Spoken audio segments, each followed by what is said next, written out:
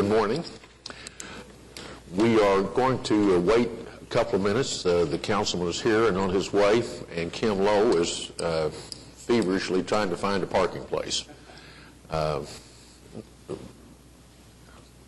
Thanks to Public Works. And, and progress, pardon our progress. So we'll be at ease for just a couple of minutes.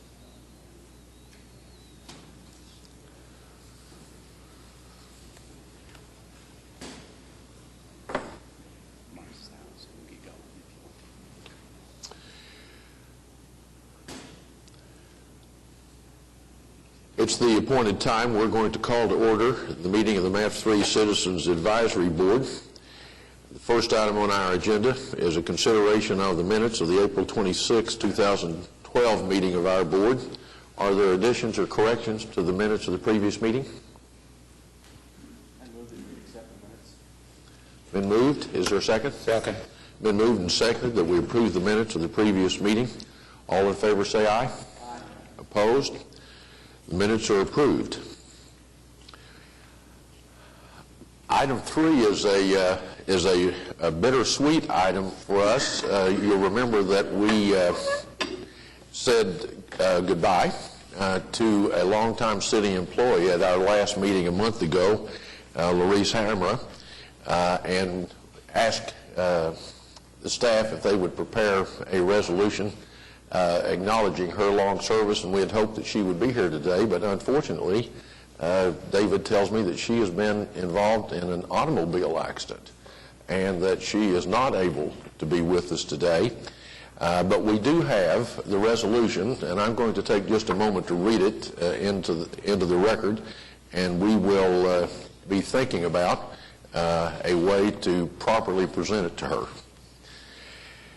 Resolution, whereas Larice Hammer began her employment with the City of Oklahoma City on July 22, 1986, and whereas Larice Hammer worked in the Personnel Department, Public Events Department, Parks and Recreation Department, and finally the MAPS office throughout her 25 years, 10 months career with the city. And whereas Larice Hammer completed her career as an administrative coordinator that supported the 7 MAPS 3 Citizens Advisory Board subcommittees and assisted the MAPS 3 Citizens Advisory Board for the last 2 years and in the MAPS office. And whereas during the past 25 years, Larice Hammer has been a devoted wife and mother to her 2 daughters and managed to run 2 households, one in Oklahoma City, the other in Beirut, Lebanon. And whereas Larice Hammer, throughout her career with the City of Oklahoma City, exhibited a high standard of professionalism, dedication, and public service, and whereas Larice Hammer has performed her duties as administrative coordinator in the best interest of the citizens of Oklahoma City and the MAPS 3 Citizens Advisory Board, and will be greatly missed. Now, therefore, be it resolved by the MAPS 3 Citizens Advisory Board that defined contributions of Larice Hammer be acknowledged, and she is hereby commended for her public service. Adopted by the MAPS 3 Citizens Advisory Board and signed by the chairman this 24th day of May, 2012. We certainly do appreciate her service, and I would welcome a motion to approve this resolution. It's been moved and seconded that we adopt this resolution in recognition of the service of Larice Hammer. All in favor say aye. Aye. Opposed? Unanimously adopted. And David, we'll leave it to you and the MAF staff to think of the right way to make this known to her and to make sure that she gets this beautifully done resolution. Thank you. All right, item 4 on our agenda is the revenue and expenditure report for MAPS 3. Eric, you want to tell us what we need to know about that? I'd be happy to, Mr. Chairman. It is the report ending March 31st, 2012. It's in the same format that you've received in prior months, and I think as we continue to look at the breakdown of the projects, you'll continue to see that the one with the most expenditures is the park project, and that's predominantly due to the land acquisitions that continue to take place. You're starting to see expenditures in some of the other project areas as well. I mean, that's notably because of the consulting services that have begun nearly on every project now at this time. The collections continue to come in above target projections, and so the news has been very good. But with that, I can answer any questions that you might have. Michael Adams? I think the only question we have, all the members. Mike. I think the only question we have is probably that I notice there's negative interest, and I think Bob Pomkila is here today maybe to address that. Bob is here today, our city treasurer, and we would invite him up to the podium to explain, the negative interest this month. You'll notice on your report, it's near the top. It's $503. Bob, thank you for being here this morning. Bob, it's my pledge that someday when the news is all great, we'll invite you back. All right, well, I'm going to take you up on that.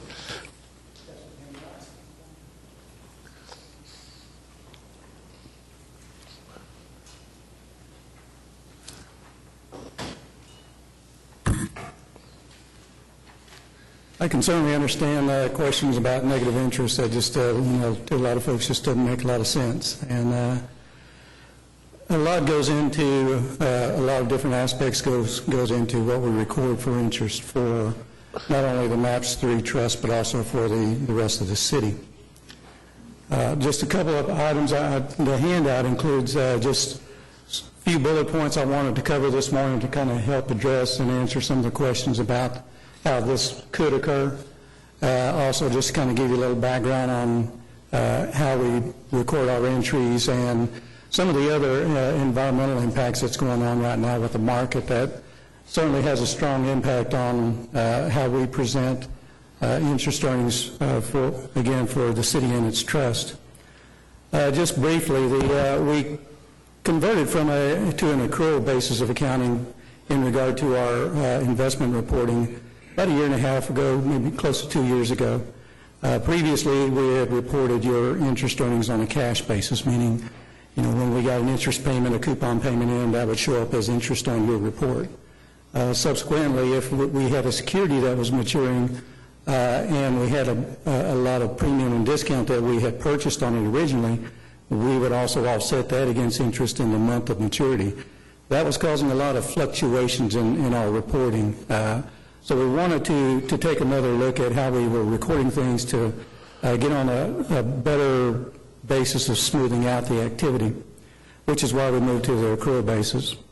One thing I do want to point out is that, of course, the MAPS 3 Trust, your investments are rolled into the city's primary operating pool, meaning we take your funds and we put them together with a number of other funds and trusts within the city, or funds within the city, and so that we can get just a little bit better return. We book several entries each month, and I'm not going to get into this very much. I know that it's probably not going to be of interest to a lot of people, maybe Mike, but I don't know that anybody else really cares that much. But this will kind of give you an idea what impacts your revenue from month to month. Again, those premiums and discounts when we buy a security at if we pay a premium on it when we purchase it or we get it at a discount, we amortize those off over the life of the security now. So that's a good thing because it smooths out those fluctuations from month to month. From month to month. We also moved to an interest accrual basis of reporting, meaning that rather than getting one big coupon payment one month and another one, a big one another month, we're accruing it out over the whole life of the security so that, again, it kind of smooths things out. You don't get those big fluctuations. We also adjust for market value, and what that means is that this isn't something we had done before, but when we're holding securities for the trust, they can go up and down in regard to their value on the market. They may be worth, this amount one day and this amount the next day, and then back up to this amount. We record those entries on a monthly basis just to kind of give you an idea. If we had to sell everything that affected your investments today, this is what would happen. We could get this much out of it. So we do record adjustments for market value on each month. On occasion, we will have to sell something. We are using an outside investment consultant to manage the primary operating pool, and they're pretty active, and they will on occasion swap a security, or they'll sell a security to gain some additional return, some additional yield. So you will actually see gains and losses, which you haven't seen before.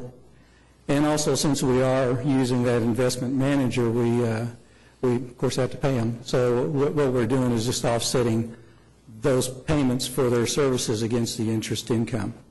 So those are a few of the things that, well, I guess all of the things that impact your interest income during the course of a month. Now again, most of this smooths out all the reporting. You should have positive interest on a regular basis. The only thing that has a negative impact on everything I've talked about is market values. In March 2012, which is what you're seeing in front of you, what had happened was that for the operating portfolio overall, which you participate in, we had, in addition to the regular interest income and the amortization that we're doing on premiums and discounts, we had a big drop in market value for that particular month. It was a $319,000 drop in market value. And that probably had the biggest impact on your revenue for that month. We also have paid a couple of months of those management fees where we're playing catch up that month. So we did have $59,000 of management fees. But again, that $319,000 drop in market value is what really caused the big hiccup. You can see on the little chart at the bottom that this is kind of what we're dealing with. These are the changes in our market values from month to month for this fiscal year. And you can see that the market values will drop, they'll go back up, they'll drop, they'll go back up.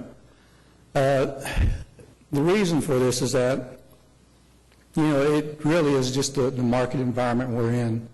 You've probably all seen on the news that, when things are looking good, we're starting to get good economic indicator numbers back. Folks start feeling a little bit more comfortable. They move out of bond purchases and they move into the stock market. They're wanting to capture those gains. Of course, when things start coming up, like the European situation, people start getting a little nervous. They move out of the stock market and move back into bonds, that flight to quality that you hear about all the time. So because of that, moving in and out of the bond market, that really has a big impact on those market values. It pushes them up, pushes them down, depending on what that demand is at that point in time. So that's kind of what we have to deal with. And that's what happened in March, is that we had a significant drop in market values. Again, it was just the market situation at that point in time. Folks were, again, getting nervous about the stock market and such, wanting to, and that certainly has a downward impact on our market values. Just to kind of, summarize all of this, overall market values, again, this is just a result of those market values adjustments that we're booking each month. The actual market values, if you look at, what our securities are worth, versus what their book value is, market value has stayed above book value the entire year. So if we were to sell everything in our portfolio today, or any time this past year, we wouldn't have suffered a loss. Okay, it's just that fluctuation in the market values that tended to catch up with us in March. Again, I've kind of talked about the volatility in the bond markets. Another impact that tends to catch up with us also is just the fact that we're in a very low interest rate environment right now. If we were in the kind of interest rate environment that we saw 5 years ago, 6 years ago, fluctuations in market value wouldn't be impacting us like they are today. But because of the fact that we're earning, only able to earn so little on those fixed income type securities that we have to invest in, anytime the market fluctuates, it's offsetting that, and it can really cause us some problems in reporting and that type of thing. I guess the only other thing I wanted to kind of point out was that even though on your reports this month you see that negative interest, again, because of market values on your March report, again, that doesn't look good for the current month, but if you kind of go back and look at your other reports for the previous months, you'll see that you've kind of benefited off of those market value adjustments. If you go back, even back to January, October, we had some market value gains and recorded those. You saw those as income in those months. So in the end, everything kind of, again, balances itself out. In fact, in looking at the graph, you can see that the market values, again, rebounded in April, almost by the same amount that they dropped in March. So again, you're back to in April to where you should be, and you should see some positive interest income for next month. And I'd be happy to take any questions. Bob, I have a couple of questions for you.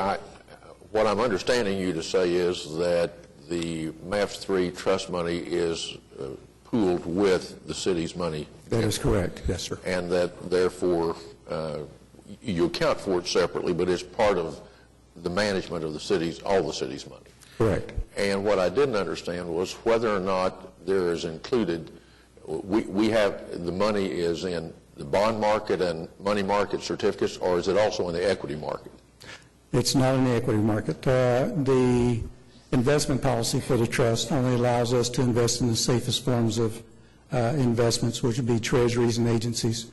So that's really the only thing that we can invest in for you, other than money market funds and savings accounts. But again, even those have to be consistent of treasuries and agencies. So that's why the earnings are so low, is because we're only investing in the safest forms of investments.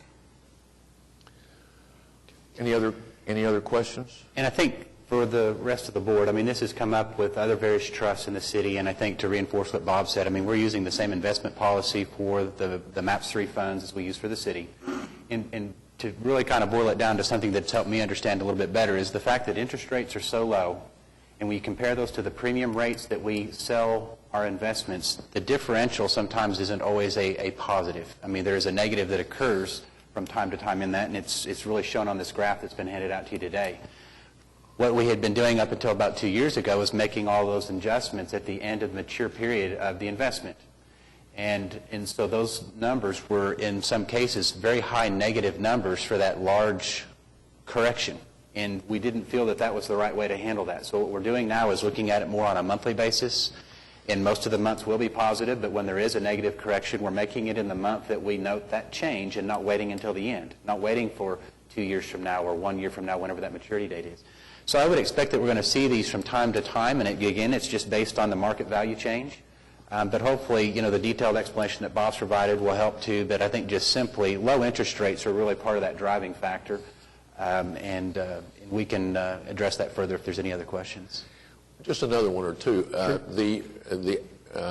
You have an allocation policy about how you allocate it between money markets and bonds, right? Right. Can you tell us what that is, or is that public information? Well, a lot of that allocations, we can really allocate almost as much as we need to money market, depending on the market. Sure. But most of it is driven by cash flow needs. If there's a lot of construction projects going on, a lot of cash outflows that are going to be made over the next month or two, we're going to keep a lot of that liquid, or keep a lot of your money liquid. So that's mostly what drives how much we keep in money markets and savings, is just how you're going to be spending your money. Yeah. So when you market, you have to market every month. Correct. And you've done that not because of an accounting requirement, but because you think it's a better way to keep track of it. Right. Both, actually, but yes, that's correct. Okay. And so the only thing that would be marked to market would not be the money market certificates, but rather just the bonds. That is correct. Okay. Anybody else have a question? Thank you, Bob, for being here. Oh, I'm sorry, Excuse me, Michael. Bob, just real quick. The allocation that you do of this adjustment that came out, I guess the 319 that came out, is that just pro rata based on the dollar amounts in the funds, the various funds, the amount that got allocated to MAPS? Oh, project? yes, the way that the interest and all of that Right, is the distributed to adjustments, each right. fund within a pool. Right. Yeah, that is, it's not really a set allocation, it's based on, if I recall correctly, your cash balances at the end of the month, cash and investments. So if you are holding, I guess really cash, so if you're holding X amount of cash at the end of the month versus everybody else in the pool, then you're going to be allocated that percentage of interest for that month. Just receive. Okay, thank you. You bet. Thank you, Bob. We appreciate that explanation. Thank you. And we received the report. Is that it? We need to vote on that? Yes. All right. Shall we receive the report of the expenditures and revenue? Been moved that we receive the report. Is there a second? Further discussion? All in favor say aye. Opposed, no. We have received the report. Item 5 on the agenda is a resolution approving the MAPS 3 Downtown Public Park Project requirements. Eric, you want to give us your words of wisdom about that? I'd be happy to. We've actually are inviting Mike Mize up to the podium to give you a presentation. As you recall, we had this on our agenda last month. Asked that we defer that. There was some additional review and comments that we wanted to seek from both our planning department and our parks department, and those have been received. I know that the subcommittee, the park subcommittee, took some extra time in reviewing it as well, but all of those comments have been incorporated, and we are looking to have a presentation made to you this morning. No? Yeah, we don't actually have a presentation. Oh, I'm sorry. That- Okay. I am here to discuss it, go over it briefly, and ask if you have any questions. Okay. But you should have received this in your packet. It is a project requirements document similar to some of the others that have come before the advisory board in the past. The goal of the project requirements documents is to provide some guidelines, particularly for the architect or engineer who's engaged to do, in this case, you're actually going to have an opportunity to approve negotiating a contract for that position today. These are guidelines for them for both the development of the master plan and for the programming which may take place on the park, both in the near term and the long term. If you've had a chance to look at this, it provides a background, a project description, a site description, an analysis, and a lot of other information that tries to be specific and general in nature at the same time. We try to provide ideas, options for the consultant to consider during the design of the master plan and during the design of the park. But the architect and engineer also have a significant amount of flexibility with respect to how they work with the budgeted dollars available to provide programming ideas and suggestions. As Eric mentioned, this has been vetted by the Parks Subcommittee. We've received comments from that subcommittee. We've received comments from the City Parks Department, from City Planning as well, and from City staff. So the document that's before you will provide that guideline for the architect or engineer going forward. I think it's also kind of interesting that we're doing a tour of the park land later on today. So, there is one thing I do want to mention. I don't think this made it into the copy that you have today. There was one small amendment that was made during the meeting yesterday. It's on page 10. It's really just wording. It would not be on the copy that they have. I'll just point that out on page 10. The third bullet point was amended to read, instead of design should be based on community policing, design should be based on crime prevention, which is the appropriate and more correct term. It has no impact or significance to the document as a whole. Are there any questions? Kim, did you want to comment from the Park Committee? I'd be happy to. Thank you.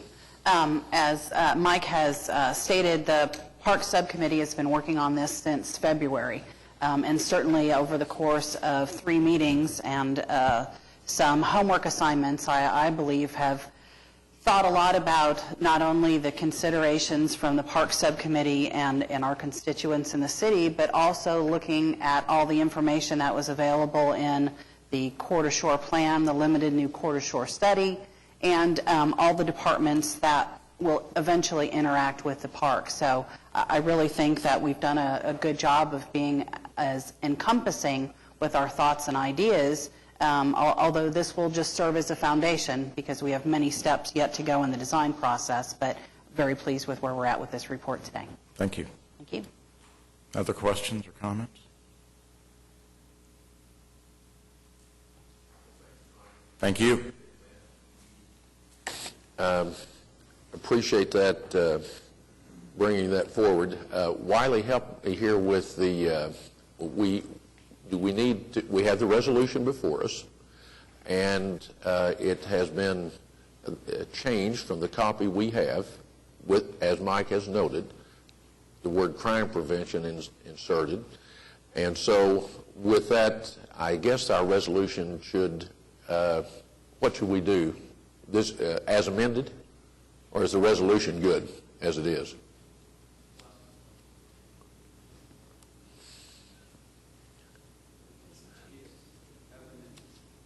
As amended?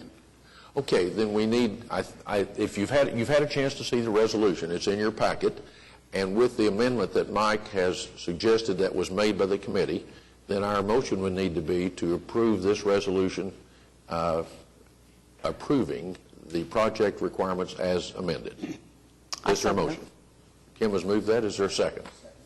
It's been moved and seconded. Is there further discussion? All in favor say aye. Opposed, no. The resolution is approved. See, that wasn't so bad, was it? Okay. Next item. We are to receive the Consultant Review Committee report and recommend a resolution authorizing the negotiation of a contract with Hargraves for the MAPS 3 Downtown Public Park Master Plan and Phase 1 improvements. Thank you, Mr. Chairman. We obviously have the awaited Parks consultant for your consideration today, and there were 16 firms that actually submitted a letter of interest early in the process. And interviews were held on this project on April 30th, and you do have the reports attached. You'll see a list of those 4 firms in their order that they were ranked by the selection committee. As we have done in the past, the selection committee was expanded to include members of the Parks Subcommittee. So Anthony McDermott and Fred Hall were participants in that. We also had several other observers, including Kim Lowe and others as well. And so we did have a very good process, and the recommendation is before you to authorize staff to proceed with the negotiation of a contract with Hargraves and Associates for the MAPS 3 Park project. I would call to your attention, there is a revised resolution that has been handed to you today. As a part of the committee meeting held yesterday, I do know that there was a change in the wording from architect to consultant in this document. So we're asking for you to consider the revised resolution today. I can answer any questions that you might have. Kim, any comments? Yes, please. I will say that having been a part of many of the consultation reviews that we've had, not just for the parks, but on other projects like trails and sidewalks, this was probably the most intense 6.5 hours that I have ever spent in. And I think a record-breaking number of people in the conference room. At some point in time, I'd like to discuss if we have any extra MAPS funds. We need a bigger conference room, Eric. But we certainly had 4 great firms come to the table with amazing ideas. And obviously, Hargraves shown to the top.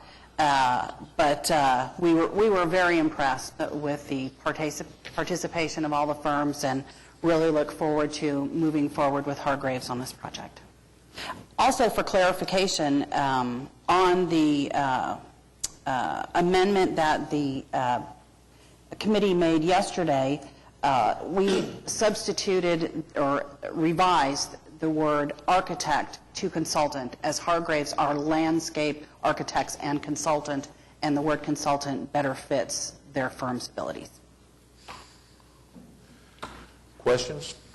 Eric, could you just tell us a little bit about the resume or their background, some of the other projects maybe they've done? Or? You know, I think probably Hargraves, at least in Oklahoma City, is most well known for the conceptual plan that they provided prior to the vote of MAPS 3 when they were looking at the Central Park. And so they do have some experience here locally already. That was a number of years ago. They proposed a similar team and brought that team forward to the interviews. It has several local consultants. It has local civil engineering services. It has other local services as well. And so what we did see was a strong organization of firms and individuals that wasn't just from, say, out of state, but also a lot of our Oklahoma City firms were being involved in the design as well.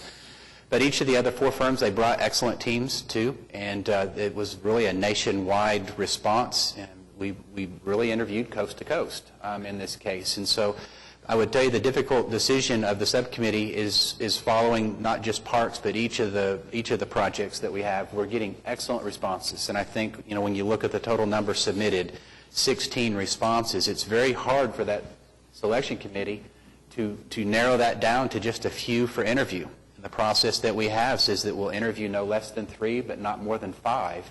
I know that you know, that's a very difficult decision as a part of the first step. It's even a more difficult decision.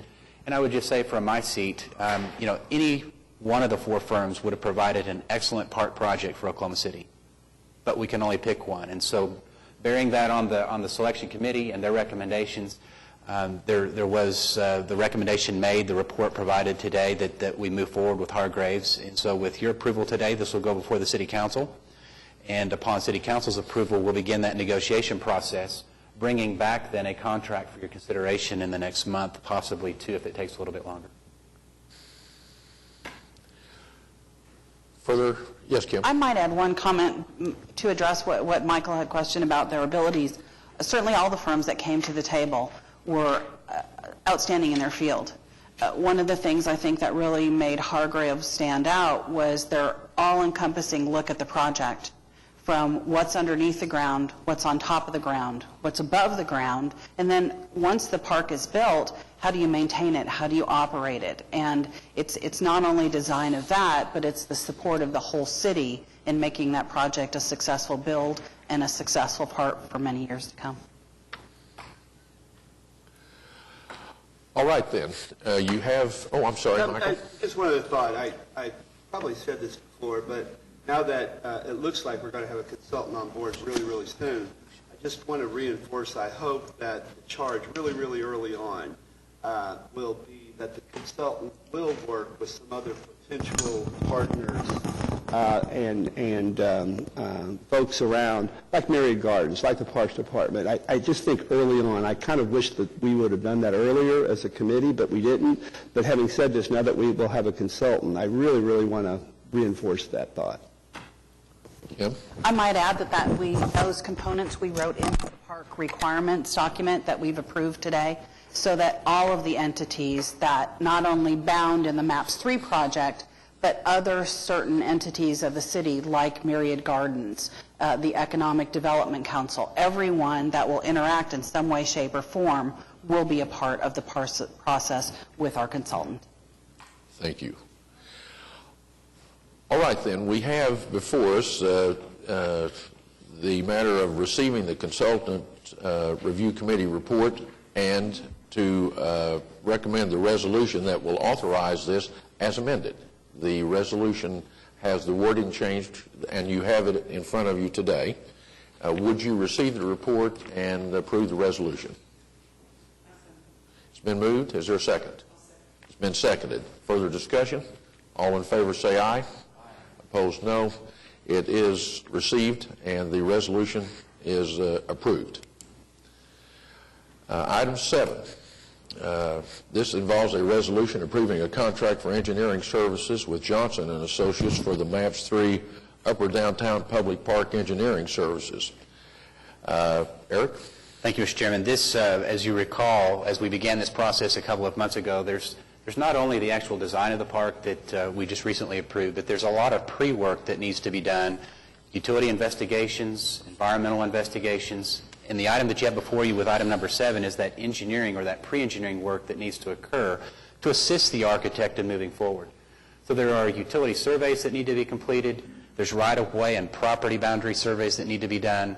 There's just other engineering services as we get ready to move utilities and all of those things that will prepare the park for the future. So we did have interviews. We did receive the authorization to negotiate on March 27th, and the item that you have before you is that contract for your consideration today.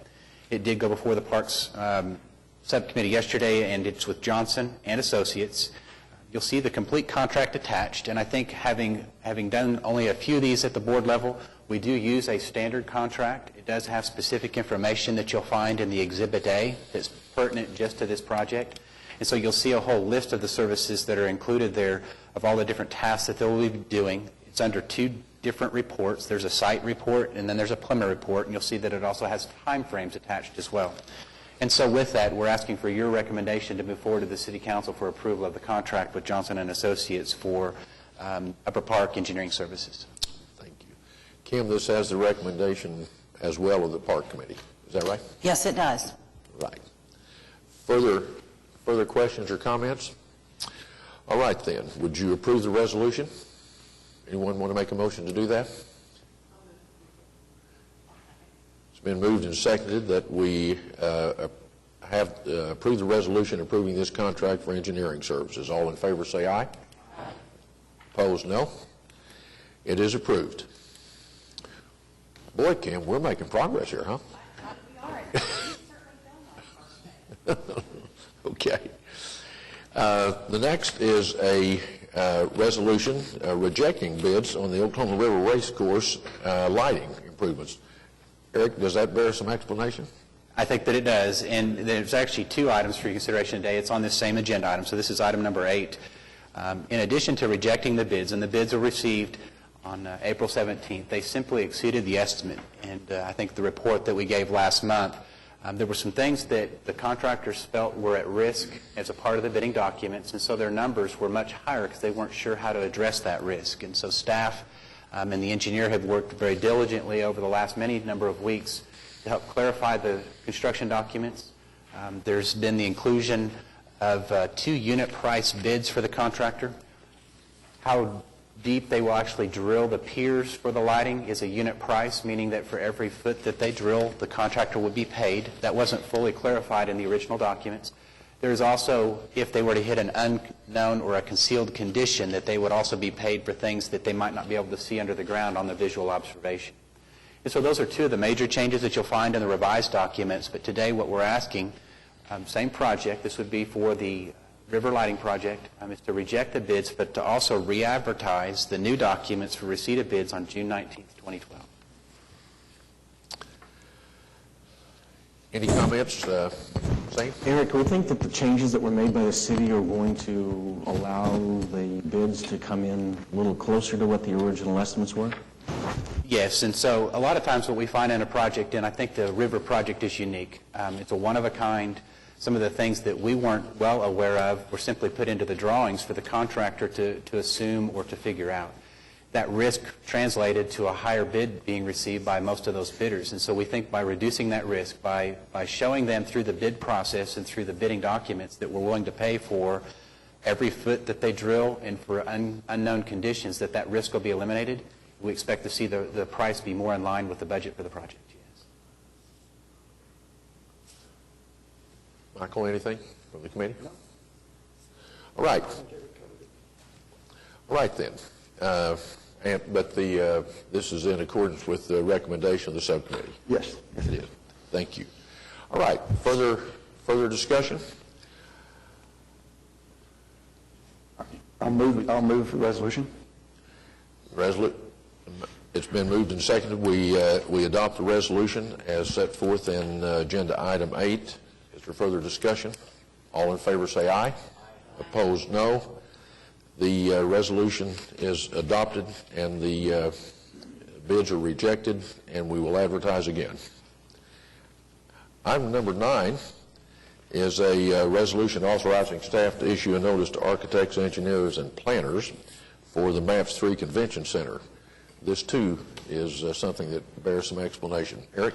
Thank you. I think over the past couple of months, as we've walked through the Core to Shore Maps 3 study and some of the other discussions between subcommittees about coordination between projects, one of the things that's become very apparent is to make sure that projects like the park, the convention center, and transit all need to work together to make sure that they're 100% successful.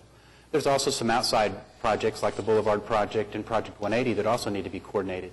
But with that in mind, there's been a conversation that started with the Convention Center Subcommittee and most likely from Parks as well about the need to make sure that we've got a convention center consultant or an expert or somebody that we could rely on as we move forward on projects. So transit is obviously moving very quickly forward with route recommendations and with engaging their consultant.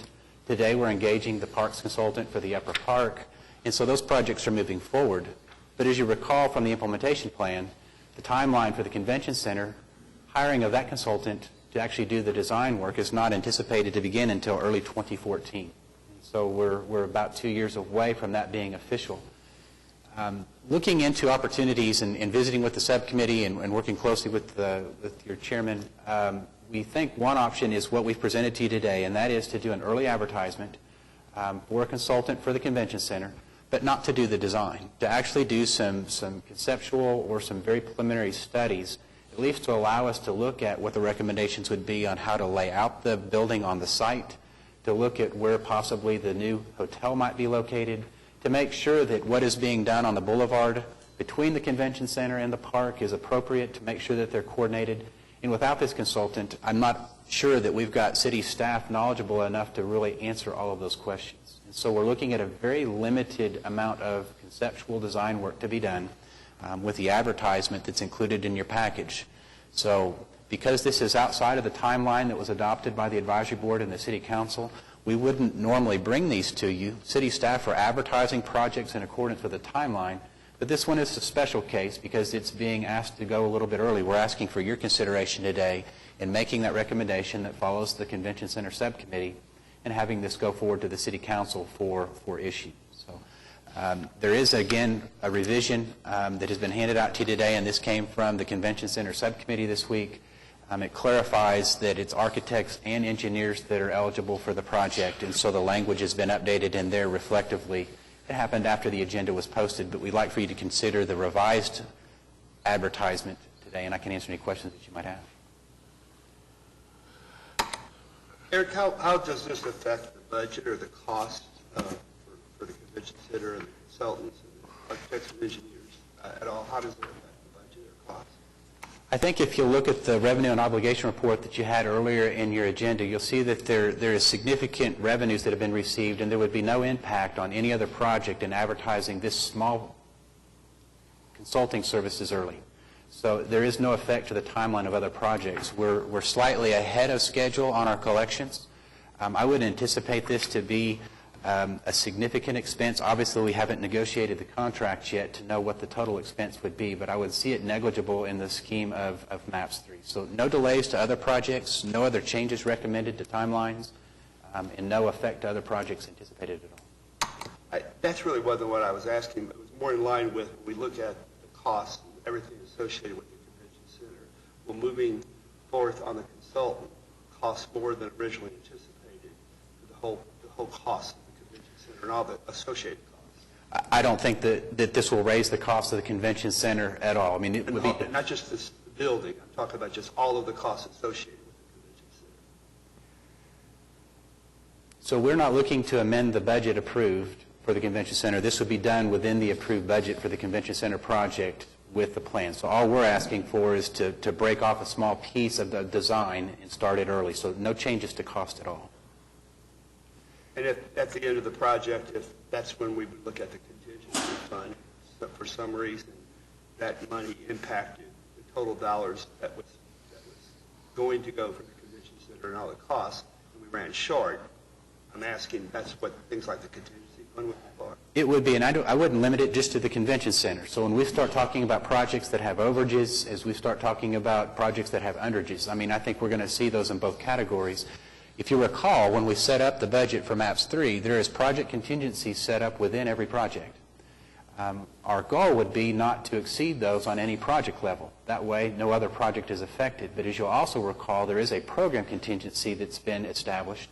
And in that case that we find a project that either we decide that the scope of work should be increased, or there's something out of our control that causes a project's cost to exceed what we envisioned, we may choose the opportunity to use program contingency funds. But until that actually happens, I would hate to speculate and say that that's an automatic. I mean, we would bring that before the board. We'd bring that to the subcommittees. We'd take that to City Council for consideration before any decisions were made. As a part of this early planning, we might get an idea of cost on the project earlier than in 2 years from now when we hire the formal design consultant. And I think if we learn some things here in this early study, it may just give us more time to discuss them. But I don't know that that's going to cause us to go out and make significant changes. The real purpose of this is to coordinate with other projects, to make sure that that south edge of the convention center addresses the boulevard properly, that it addresses the new park properly, that it's coordinated with the new entrance for the Chesapeake Arena. We want to not leave the convention center behind. We need to bring the convention center up with the other projects that all have consultants on them and work is underway. Yeah, no, I think it makes sense. Please don't misunderstand me. I just had more in line with just actual spending the dollars. It would just seem to be bringing on someone earlier than we originally thought would obviously impact the total cost of the project. And it would seem to me that you've answered it. There's a contingency fund for each of the projects. I think that you've answered it. Yes. And those monies ideally first would come from the contingency fund that was in place for the convention center. For the project, if it's needed at all. I don't anticipate it being needed for this study at all. And certainly the work that's done by the firm that would get selected here, should this resolution be passed here and then at the council, would pass on to the next consultant for the project. So there would be maybe a reduction in fee that we would see because the second firm isn't having to do the work the first firm has. It's possible. Well, excuse me. Oh, I'm sorry, Mr. Chairman. No, go ahead. No, I was going to say, it's possible. I mean, I think historically when we've exercised this option in the past, I mean, the convention center is quite a large project. I'm not sure we're going to be able to discern in the larger fee when we actually do the design this smaller fee, but theoretically, yes, there should be less work required by the next consultant, or perhaps this same consultant, whoever's selected, is not going to be precluded from competing for future work. But there should be less work in the future, and we should realize some level of savings, yes. This has the recommendation of the Convention Center Committee, and one of the things that we did discuss, Kim, is your point, and that is that whoever's hired for this small piece at the beginning certainly is not precluded and could very well be the firm that carries it forward, but gives us the option to decide that in the future. Sue, did you want to add anything from the committee? All right, then. Is there further discussion, Mike?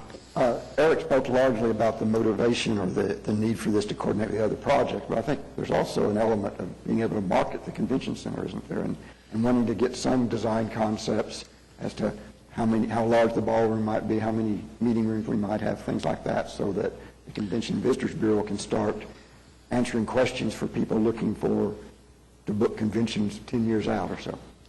Well, there's no doubt that the Convention and Visitors Bureau would like to see some basic conceptual drawings as soon as possible so that they can market it, and they have made that plain.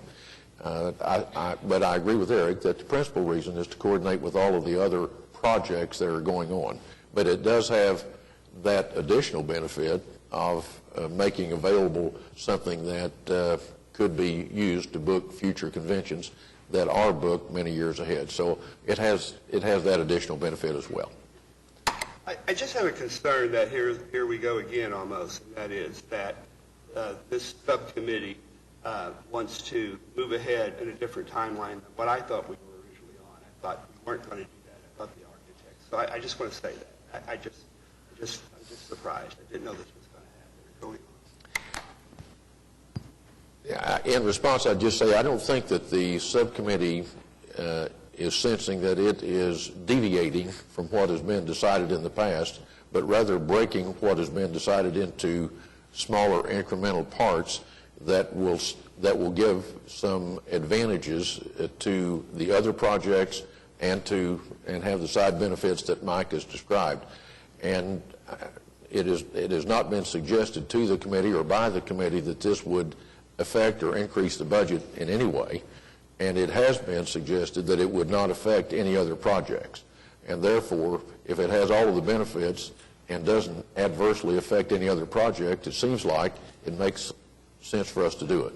And that's why we bring you this recommendation.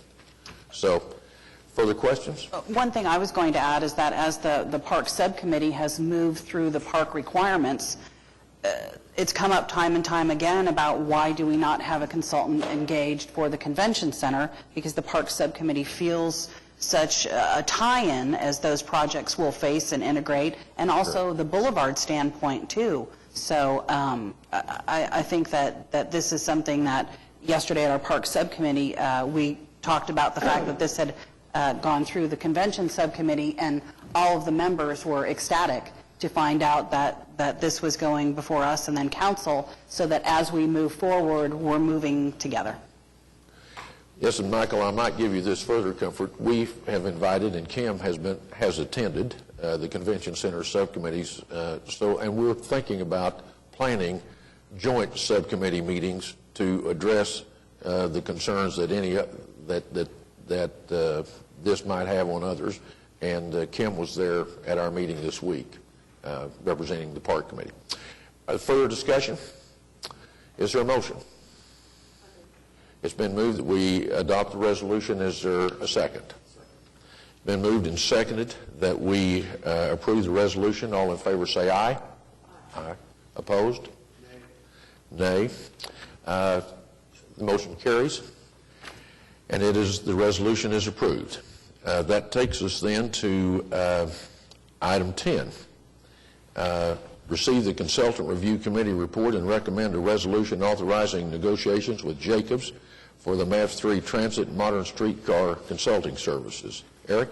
Thank you, Mr. Chairman. We are, as mentioned earlier, moving forward with the engaging of consultants on all of the projects. And so what you have today is the response from the interviews held on May 18th for the transit consultant for the MAPS-3 Modern Streetcar project. And you'll find that, again, there were a total of 4 firms that submitted. If we interviewed 3 of those, you'll see that Jacobs URS Corporation is at the top of that list. The name Jacobs is probably not unfamiliar to many of you. They have been working with the Central Oklahoma Transportation Parking Authority on the alternatives analysis. But much like what we saw on the park interviews, I would tell you any one of these firms would have been an excellent candidate for the project. And it's a very difficult decision that is being made.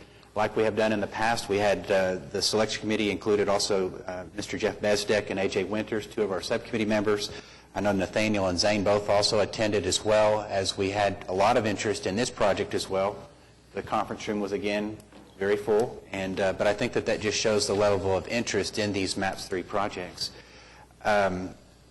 Again, this is a negotiation recommendation, so we do not have a contract yet. This is something that we'll be bringing back to the advisory board and onto the city council.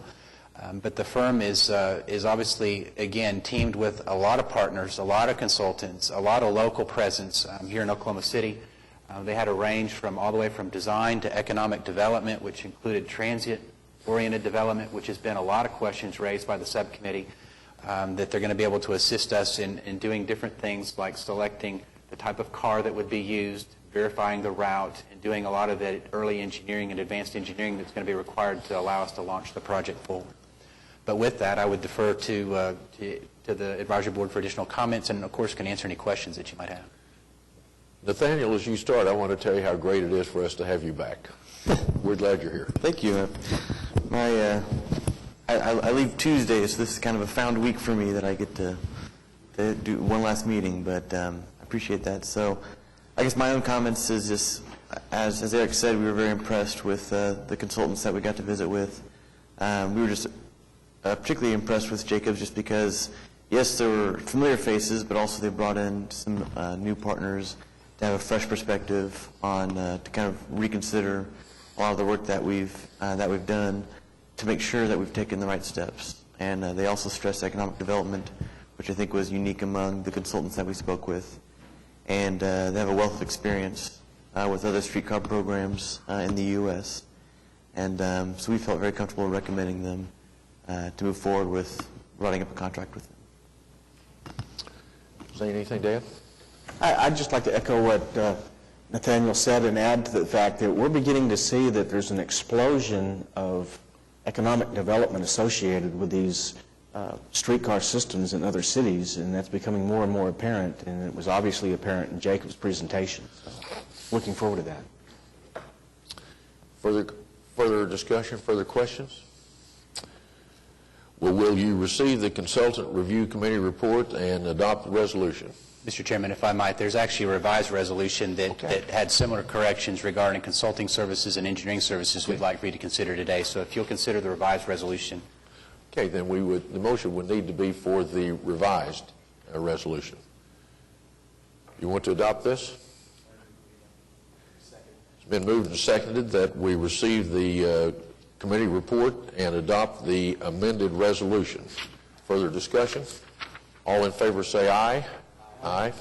Opposed? It is adopted. Item 11. Anything under that topic, Eric, that you want to call to the committee's attention? Don't have anything today. Thank you, Mr. Chairman. Item 12 is the subcommittee reports. We've heard a lot from the active subcommittees already. Let's start with trails and sidewalks. Mike Dover, anything that you would want to? Oh, that's Sue. I'm sorry. I apologize. Sue, tell us about it. We did a review on our sidewalk criteria, so just tweak that just a little bit. We're looking forward to next month. We think we'll have a pretty nice document to use that'll help us identify those places throughout the city. And what was it, David? I think we came up with 331 miles. And we know that we don't have the budget for that, but the great thing is we now have a nice document that the city owns and will be able to use as a reference point going forward on other projects for sidewalks. So we're looking forward to that. We got an update on our Phase 1 trails, both the upper and lower part of that trail, and hope to have something coming forward this next month on that also. Great. So what is your budget? You said not enough for 331, so about how much do you have? 70, 60 miles. Yeah. Any questions for Sue? Thank you, Sue. Thank you. Mike, Senior Wellness. Yes. At the last meeting, we talked about an RFP. We thought we were going to be doing an RFP at our last meeting yesterday that would go forth. To recap a little bit, if you recall, we decided not to pursue the two respondents to the last RFP, and we would kind of take another look into another RFP. But with the infinite wisdom of staff and David and Eric and Mike Mize, we decided that before we would even think about issuing that next RFP, that we would ask that ADG begin visiting with some of the partners who originally had an interest in senior wellness centers that for one reason or another decided not to pursue it. We will do that, Mike will do that, ADG will do that in a kind of a confidential way, and meeting with individual folks and others that we think might have an interest going forth, so that we can kind of capture more information and have more insight as to what would attract an institutional partner to be a part of this effort. So it slows us down a little bit, but as we all so strongly agreed, that's secondary to getting it right this time. So we definitely wanted to take our time this time. And again, I thank David and Eric and Mike for kind of thinking that through and had the full support of the subcommittee. All right. The Fairgrounds Committee did not meet this month, and I think we've heard action items from the others. Are there other subcommittees that have something to add today? All right, then. Let's go to item 13, the property acquisition status on the park. You have a copy of the map that's in your packet today, but we've also put it on the screen in front of you, and I think that you'll see there's been minor changes since last month. I mean, we've nearly acquired all the property, and you'll see the various shades of blue. The parcels that are in dark blue are fully acquired. The ones that are in lighter tones of blue either have contracts or they're awaiting some level of acquisition. So ultimately, it's just that north edge that really remains questioned at this point, but we're in acquisition mode, and offers have been made, and we're continuing to work with the owners there. There is some litigation pending on others. But we're going to actually tour this here after the meeting today, and so I think that you'll get a first-hand look at kind of the diversity in the projects. I mean, you're going to see some open areas, you're going to see areas that have active businesses, you're going to see areas that have boarded-up windows, but obviously a lot of work in the park, and so I think this will probably be something that will change slowly over the next few months, but I think that we should have it fully acquired here in the near future. And I can answer any questions that you have regarding this in your packet. It is just an informational item today. Any questions for Eric on the park acquisition? Did everybody remember we're taking that tour today? Great. All right, then. David Todd, we want to call on our program manager for an update on anything that he wants to share with us today, and give all of you a chance to ask David any question you want to. David? Thank you, Mr. Chairman. I'd like to reiterate, as far as trails and sidewalks, design continues on the River Trail and also on the sidewalk master plan. And also as a reiteration on the wellness centers, work continues with potential partners. As far as the convention center, you approved the notice for A&Es today, so that's our main focus right now. On the river, the Whitewater project is nearing selection for a consultant, so we'll be seeing some action on that here real soon. Transit consultant was discussed today, and we're happy to get that underway. Also, the analysis for the utility conflicts continues on the preferred route. The park, the historic age survey continues, and also I'm happy to say that the Skydance Bridge connection is near completion. We're just about a block from completing that connection. Also, land acquisition continues, as you just saw. Fairgrounds work continues on the limited master plan and also on the Phase 1 improvements, and hope to see some work product on that in the coming weeks. Great. So that's it. Any questions for David? David, we appreciate the great work you and the staff are doing. We know this is a lot of action going on. We really appreciate the great way you guys are staffing up all the subcommittee meetings. Thank you. Mike? I just had, I guess, a couple of administrative comments, suggestions. I know the River Committee this week had quorum issues, and I think some of the other subcommittees have. And I think one of the issues in listening to some of the subcommittees talk is I don't think all of the subcommittee members fully understand exactly what the meeting schedule is. And I would suggest or recommend maybe we publish a calendar as to what our advisory board meetings are scheduled the rest of the year, and notify them that, that Tuesday, Wednesday before those dates are the scheduled dates, so people can get that on their calendar. And I think that maybe they won't book as many conflicts, or maybe they'll be able to avoid some conflicts on some of that case. But I'm not sure all the subcommittee members know until they get the notice, which is a day or two before the meeting, that here's the meeting. And by then they've made other arrangements, and I thought that might be helpful.